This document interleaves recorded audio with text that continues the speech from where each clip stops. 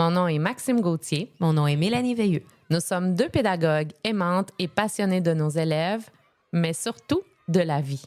Nous sommes aussi deux filles de terrain. Le temps d'une récré se veut un échange de stratégies qui rend notre quotidien plus léger et plus agréable. Tout ça sans prétention. Prenons le temps de nous déposer. Bonne écoute. Allô Mélanie! Bonjour Maxime. Alors le thème de notre récré aujourd'hui porte sur quoi? C'est un dossier spécial. On va pousser l'évaluation un petit peu plus loin. Oui, on avait déjà fait un balado sur l'évaluation, mais là, on fait le tour au complet cette fois-ci. Donc, l'évaluation préscolaire, c'est vraiment une autre façon de faire. Ici, dans ce balado-là, on va vous partager notre expérience par rapport au bulletin de commentaires. Nos décisions pédagogiques, on s'entend que c'est des décisions école. Ça peut différer d'un endroit à l'autre. Toutefois, la façon de faire puis l'appel au jugement pédagogique demeurent toujours les mêmes. Oui. Puis ce balado-là, on l'a divisé en 4. Il va être divisé en 4, comme une année scolaire. Puis, tu sais, l'évaluation, c'est un passage obligé. Et plus tu vas maîtriser ton évaluation, plus ça devient agréable. Donc, tu te dois de bien connaître ton programme et ses attentes parce que l'évaluation préscolaire, ça fait partie du quotidien. Mm-hmm. Puis, justement, la première chose au préscolaire, c'est de savoir soutenir les apprentissages implicites. C'est ça se fait par les activités du quotidien de façon non consciente et surtout ludique. Pas par la théorie, pas par les grands enseignements, mais on apprend beaucoup par l'observation puis par le jeu. Tout à fait, tout à fait. Il y a aussi, faut pas négliger l'importance de l'intention. Dans toutes les activités qu'on va créer, qu'on va planifier, l'intention reste très, très dominante. Donc, ça vient justifier notre jugement pédagogique. Moi, j'aime planifier en arc-en-ciel. Dans le fond, au début de notre programme, on a comme une feuille. C'est un tableau résumé avec nos 5 domaines, puis chaque domaine a une couleur. Donc, si je planifie une activité, je vais la planifier dans la globalité en intégrant chaque domaine, donc chaque couleur dans mon activité. Prenons l'exemple d'un bricolage. Le domaine 1, ça va être la motricité qu'ils vont avoir à découper ou à colorier des choses. Mon domaine 2, ils devront faire des choix dans ce bricolage-là, parfois un choix de matériel, parfois un choix de couleur, et ils devront faire preuve d'autonomie pour aller chercher ce qu'ils ont besoin dans la classe. Ensuite, on a le 3e domaine. Là, ça va être, est-ce que mon élève va offrir son aide aux autres, va partager son matériel, etc. Le 4e domaine, est-ce qu'il va être capable de comprendre les consignes que je vais donner? Est-ce qu'il va être capable de verbaliser les choix de matériel qu'il va utiliser? Et le domaine 5, est-ce qu'il va être capable de réinvestir ce bricot-là dans son quotidien ou de suivre les étapes que je lui ai données depuis le début? On s'entend que d'habitude, le bricot, c'est quelque chose qu'ils font au quotidien dans les jeux libres, c'est pas vraiment encadré, mais des fois, c'est agréable de faire un bricot tous ensemble pour afficher sur un babillard pour un thème quelconque. Oui, ou on les retrouve aussi dans les ateliers puis tout ça. Tout à fait. On peut toujours observer ça de cette façon-là. C'est aussi important de se créer des balises d'observation à partir du programme et de la zone proximale de développement. Par exemple, je peux me dire, cette étape-ci, je vais observer telle chose pour porter un jugement sur le domaine moteur. Il y a plusieurs idées qui sont dans le domaine, là, pour vous dans le programme, excuse-moi, pour vous pister. Puis ça s'appelle les composantes du domaine. Ça ne doit jamais être une liste à cocher, mais c'est plus comme une ligne directrice qui va vous servir. C'est une ligne de pensée qui va vous donner une direction pour faire vos observations. On va tomber un peu dans la théorie. Tu as parlé de zone proximale de développement, mais c'est quoi cette fameuse zone-là? Alors, quand on tient compte de la zone proximale de développement, ça veut dire que cette zone-là, c'est la zone de développement, c'est l'espace d'apprentissage où un individu peut progresser et peut acquérir de nouvelles compétences avec de l'aide et du soutien approprié. Dans le fond, cet individu-là, il va être mis en lumière, puis cette zone proximale de développement-là, c'est comme un espace-temps, Ben, on dirait. Toi, j'aime beaucoup ton exemple de l'escalier. Tu sais, c'est Oui. souvent ça que tu utilises pour l'expliquer, mettons, aux parents, tout ça. Fait que Oui, bien, c'est ça. Fait que, oui, je vais sauter tout de suite j'avais envie de parler de l'importance de l'accompagnement puis de la collaboration, mais c'est vraiment dans le principe de l'escalier, tu as vraiment raison. Chaque enfant, dans le fond, on prend un escalier. Chaque enfant arrive dans une marche de l'escalier qui lui est propre. Il arrive dans notre classe, chaque enfant fait partie d'une marche. Ça, c'est sa zone proximale.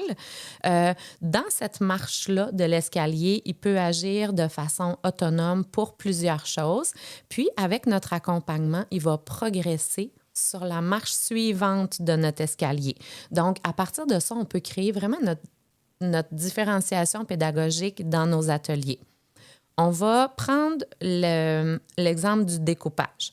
Un élève arrive, il est à la marche de l'escalier du découpage en ligne droite.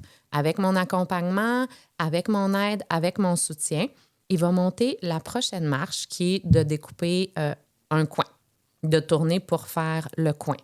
Après ça, quand il va être rendu à la prochaine marche puis qu'il va l'avoir solidifié, expérimenté par lui-même, on va pouvoir, avec notre soutien toujours, monter la prochaine marche. Et là, ça va être d'y aller en ligne courbe. Tu peux empiler quelque chose sur sa marche. Donc, tu peux l'amener une étape plus loin à la fois, mais tu ne dois pas descendre l'escalier. Si rendu à la marche de ligne courbe, tu ne vas pas répéter et répéter la ligne droite. Dans le fond, tu n'es plus dans sa zone de développement. Tu es en dessous de ça. Puis c'est un moyen de soutenir le goût de l'apprentissage. Tu sais, si on montre des affaires tout le temps qu'il connaît déjà, bien là, on perd son intérêt. Fait que comment soutenir l'apprentissage? C'est pour ça que c'est important, cette zone-là, de bien la connaître et de l'identifier. Ni trop facile, ni trop difficile. Voilà. Juste assez à sa portée pour pouvoir le faire évoluer une marche à la fois. C'est ça. Il ne faut pas qu'il recule, puis il ne faut pas que ça soit trop difficile. Exactement. En tout cas, ben c'est ça. Je suis contente qu'on l'ait abordé parce que c'est souvent un sujet. Ah oui, la zone proximale de développement. On dirait que c'est mystérieux, mais là, ça ne le sera plus. Plus jamais. Il y a aussi notre jugement de prof, notre jugement de professionnel. Tu sais, souvent, on va dire, oui, je le sens. OK. Mais sur quoi tu vas appuyer tes choses? Tu sais, moi, ouais, cet enfant-là, il est un peu de même. OK. Mais c'est appuyé sur quoi? Puis c'est là où tout l'aspect de l'évolution est important. C'est de où il part, où il s'en va. Puis c'est pas tant, justement, l'espace qu'il a franchi, s'il a fait un plus grand ou un plus petit pas que son voisin. C'est son espace à lui. Oui. Qu'est-ce qu'il a fait? Tu sais, je vais donner l'exemple de Daniel Pénac. Là, j'avais lu dans un livre, il donnait l'exemple d'un directeur d'un chef d'orchestre. Il disait, on voudrait tous diriger des très grandes orchestres, mais c'est pas grave. Même s'il y a des violoncellistes puis il y a des joueurs de triangle, le violoncelliste est important, mais le joueur de triangle aussi. L'important, c'est s'il joue du triangle au bon moment. Mm-hmm. Puis je trouve que ça décrit bien cette situation-là, mais pour faire ça, il faut avoir une connaissance profonde du développement global d'un enfant de 4 à 6 ans. Même lorsque ses compétences ne sont pas en évaluation parce qu'elles s'influencent une l'autre. Fait qu'il faut aller dans le programme cycle de l'éducation préscolaire et aller lire la partie du domaine qui explique là où un enfant de 4-6 ans pourrait être rendu dans son développement. C'est là toute ta base pour diriger tes observations. Puis plus tu vas connaître ça, plus tu vas être solide, puis plus ça va être facile devant les parents aussi quand tu fais tes comptes rendus. Oui, puis d'aller se ramener là où un enfant de 4 à 6 ans pourrait être rendu, là, ça évite qu'on fasse l'erreur de se rappeler toujours ce que nos anciens élèves ou nos anciennes classes étaient capables de faire en fin d'année. Ça, là, c'est les attentes de fin de cycle. Donc, faut balayer ça derrière puis vraiment recommencer toujours sur une nouvelle marche d'escalier. Oui, puis je dirais même pas juste en fin d'année, tu sais, tout le temps, de jamais aller comparer. Avec chaque enfant. Tu sais, au même titre qu'on dit, bon, on ne doit pas comparer les enfants d'une même famille entre eux, bien, c'est la même chose pour les classes. Tout à fait. Là, on va enchaîner justement on va commencer par la première communication. On va suivre avec le bulletin 1, le bulletin 2 et le bilan. Donc, la première communication, c'est basé sur tes observations par rapport à l'adaptation à son milieu de vie de l'enfant. Il n'y a pas de domaine précis à observer. C'est la globalité du bien-être de l'enfant. Pour être Pour qu'il soit disposé à faire ses futurs apprentissages, il doit être bien dans son milieu, se sentir en sécurité, puis il doit avoir un lien avec l'enseignant.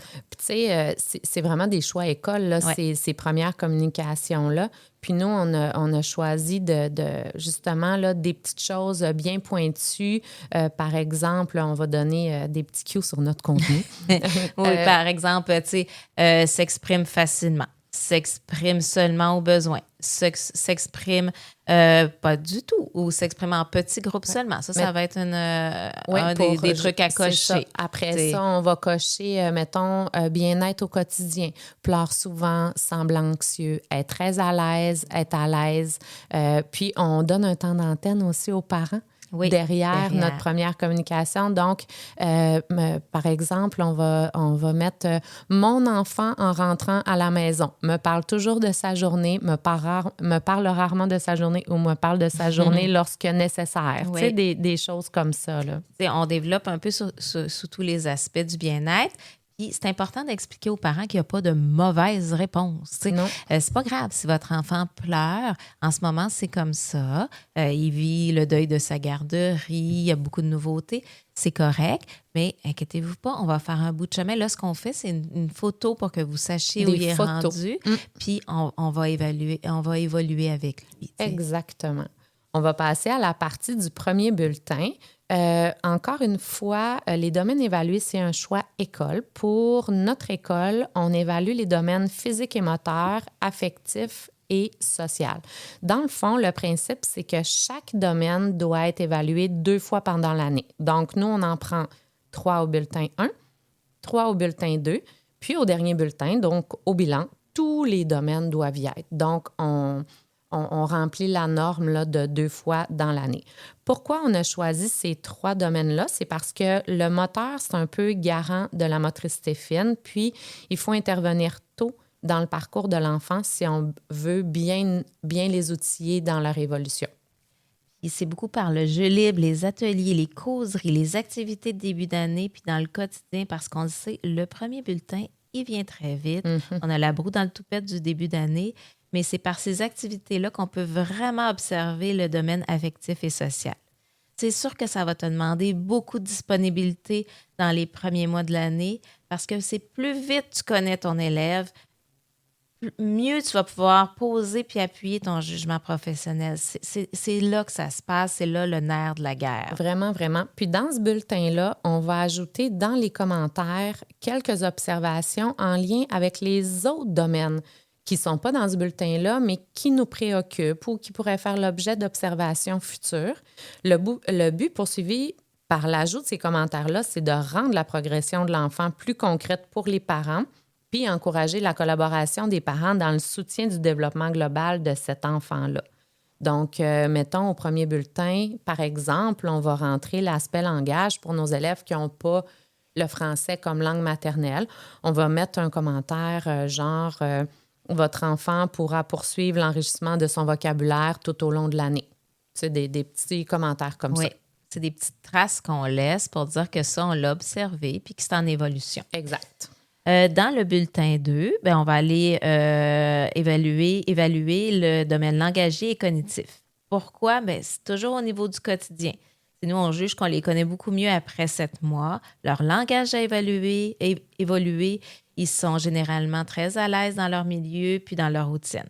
Ils expriment beaucoup mieux leur raisonnement, leur découverte.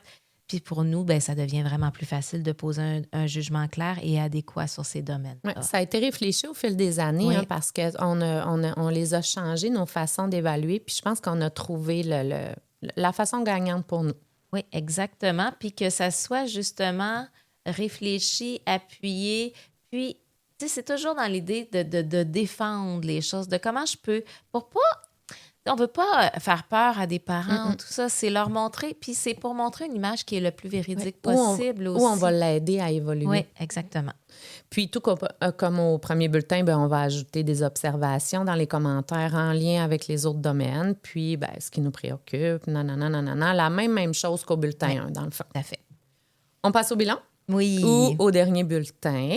Dans ce bilan-là, on va faire le retour sur le développement global de nos élèves entre le deuxième bulletin et le bilan. Donc, il faut encore aller lire les exemples de ce qu'un enfant de cet âge-là pourrait faire. Donc, et aller surtout lire aussi, c'est très, très intéressant. Le paragraphe, bien, c'est très intéressant et surtout essentiel. C'est dans le programme, le paragraphe des attentes de fin de l'éducation préscolaire pour chaque domaine. Nous, pour s'aider, on s'est fait un tableau résumé avec des nuances dans les attentes. Par exemple, très bien, bien, en développement. Puis on situe chaque élève dans ce tableau-là. Encore une fois, il faut se servir de notre jugement professionnel, voir l'évolution. Puis ce tableau-là, il sert à éclairer et à appuyer notre jugement en bulletin. Moi, j'aime ça le faire assez tôt avant la fin de l'année parce que ça me permet de continuer de les observer pour bien valider mes choix puis baliser les observations que j'ai encore à faire. Tu sais, si je remarque qu'il y a des petites choses qui m'ont échappé, bien, j'ai encore un petit jeu pour les observer. Puis ça, on devrait le faire avant chaque bulletin, un petit peu avant chaque bulletin pour pouvoir préciser certaines choses. Oui. On termine avec notre mot doux. Bien sûr. L'évaluation préscolaire, c'est un travail au quotidien. Où le chemin parcouru vaut plus que la finalité. Tout à fait. C'est terminé. Merci.